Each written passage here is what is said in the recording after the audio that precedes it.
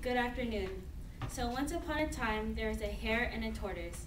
The hare who ran his whole mouth around town, saying that he can beat anyone, and that also included the tortoise. The hare teased the tortoise even more for its slowness.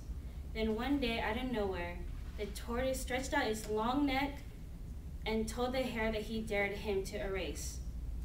And that, of course, made the hare laugh even more.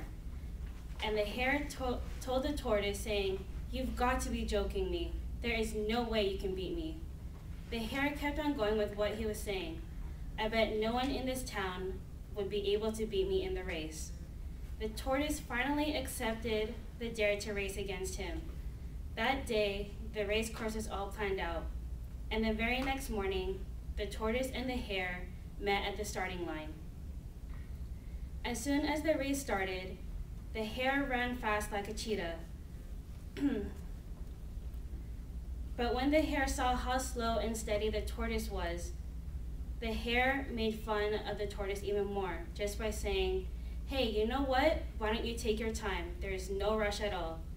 And the very next thing the tortoise decided to do was that he decided to take a nap.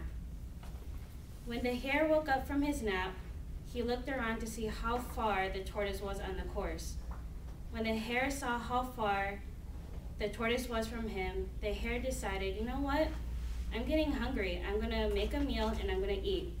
He probably ate like cabbage, carrots, or fruits that he could find. And then suddenly, out of nowhere, the hare got really, really sleepy, and he fell into a deep sleep into his own dreamland. When the day went by, it was almost nighttime.